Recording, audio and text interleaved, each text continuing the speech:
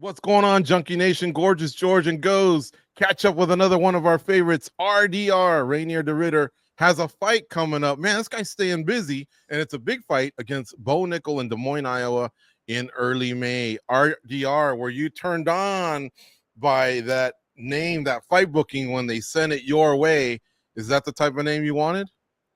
Yeah. I'm happy with the fight. It's a good one. It's not what I asked for. I asked for a top 5 guy, but I think he's a top 5 name, right? He's a very popular guy here in the States. Yeah, I'm happy with the matchup. See if we can make him grapple a bit. See if we can make him wrestle a bit. Who do you think the UFC is trying to spotlight here? Him by bringing you in, or you by bringing him in? Yeah, I don't know. I think whatever happens, I might steal the spotlight in this one. Mm-hmm. And you know, wrestling is what got the job done in that first fight. Do you get motivated and I guess do you have a chip on your shoulder when people just look at you as a jiu-jitsu specialist, you know, and that maybe you might concede the wrestling department to other fighters?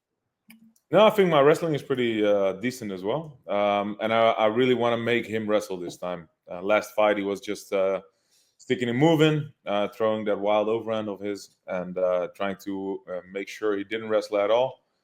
But let's make it a wrestling match this time. Let's see if we can get him to shoot a couple times. Let's see if I can get his neck. He's the favorite around minus 220. You come back as the underdog around plus 170.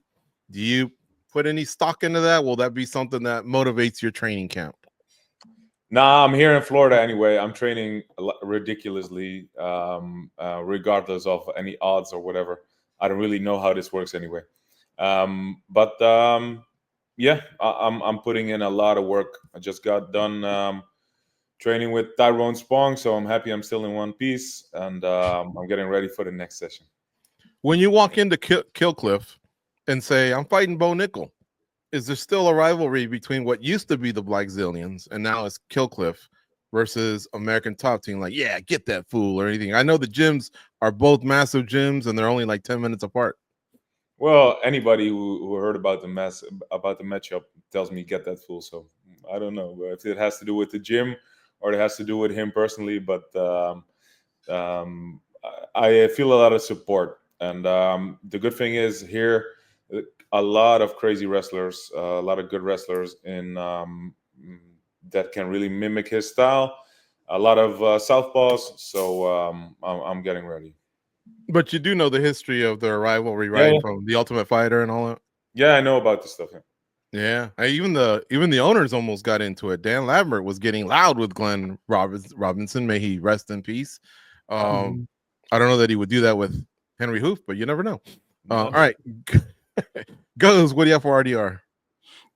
So RDR, I was just curious, like, what did the UFC say about your callouts? Because when you said them, you know, they're much different than Bo Nickal, and even though most people were happy to see the Bo Nickal name, what did they tell you about your callouts? They didn't really say anything. They just said, "Do you want to fight Bo Nickal?" I said yes. Oh, okay.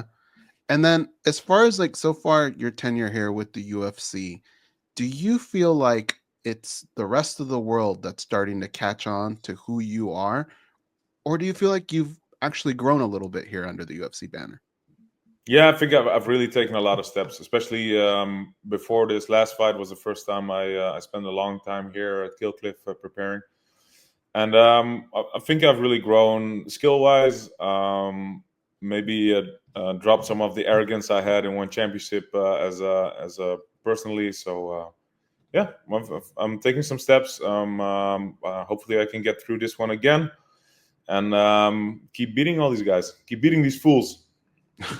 And what do you think, like, moving forward, a fight like this, what does this do for you? Because some people will try and make the argument, if you win this fight, people are going to say, well, he wasn't as good as we thought he was. He exposed them.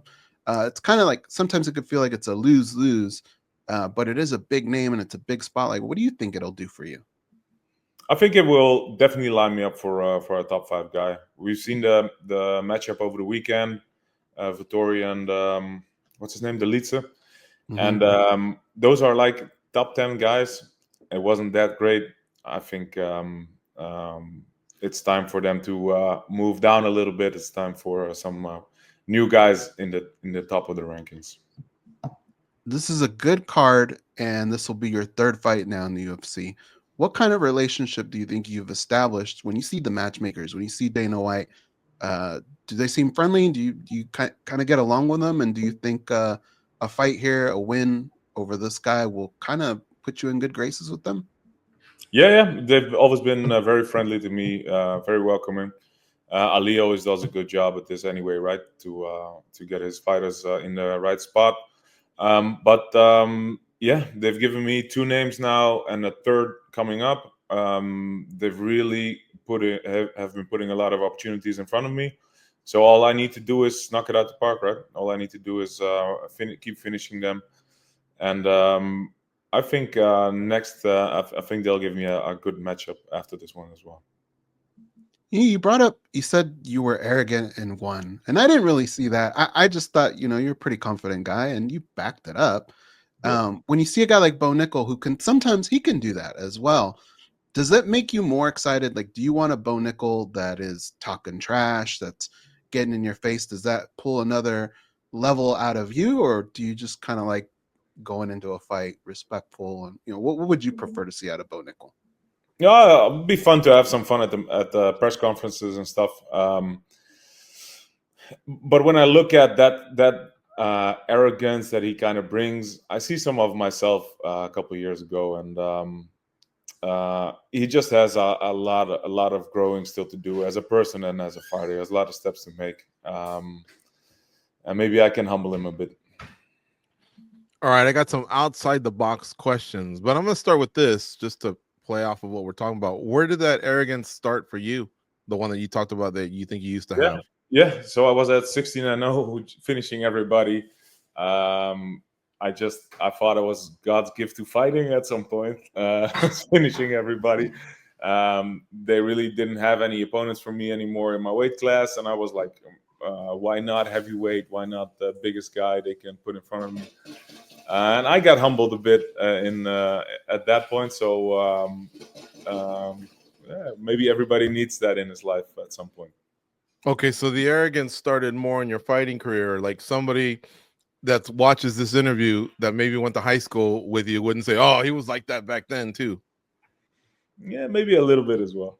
Yeah, all right. Maybe it's a bad personality trait. Well, at least you're keeping it real here. All right. Speaking of Holland, what do you think it'll take for the UFC to go back to this rich sporting country that loves its soccer, it loves its fighting? You know what I mean? I'm sure there's other sports as well, but what do you think it would take now? Maybe ice skating and cycling, but people walking behind me. Who's that jabroni that just walked by? Just kidding, big guy, whoever that is. That was fast. That was a fast cameo. Who was that? It's their coach. He's not that big. He's flexing his biceps right now. But thank you for calling me big. Hey, yeah, he's a big dude. All right. So yeah, you think you can get this back to Holland before your career's done? Yeah, hopefully, man. It would be so amazing. Back in Rotterdam, would be very cool to do it again. It's been like maybe it's been like 10 years, like since they went there. If I keep finishing these guys, finish Bo Nickal in spectacular fashion, who knows? Maybe soon, right?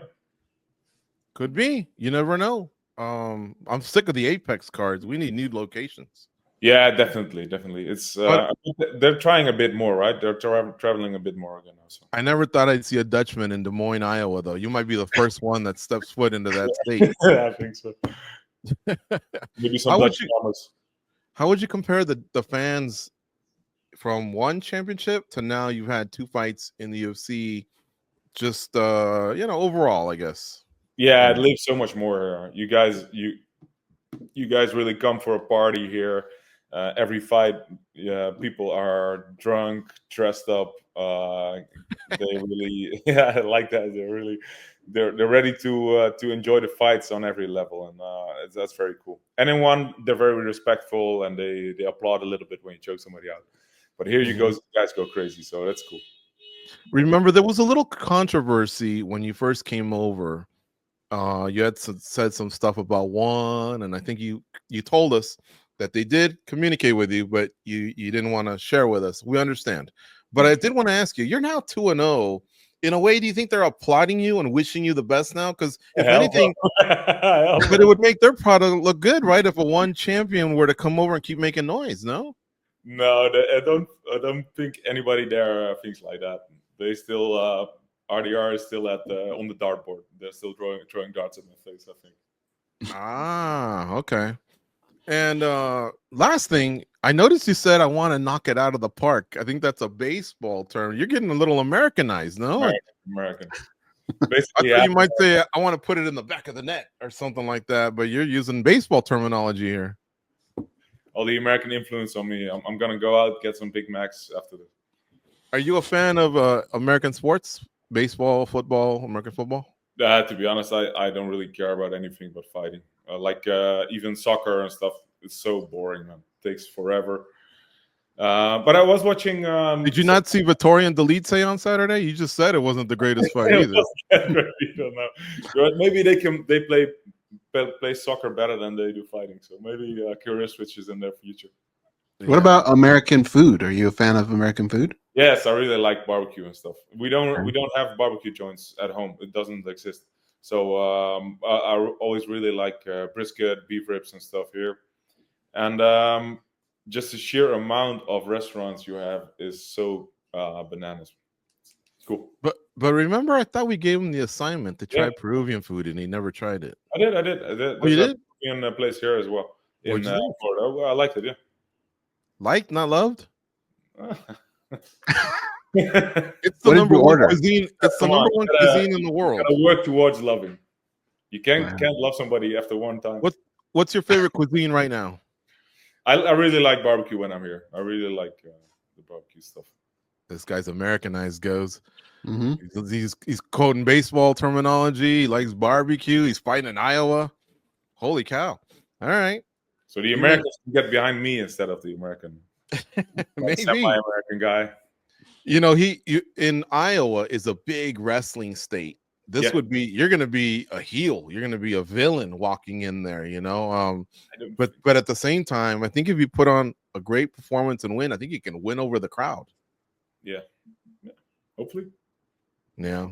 All right. Well, since your partner's eating, more than likely you got to eat too. So we'll let you go. Thanks as always for the time. And we'll talk to you soon. Thanks, RDR. Thank you.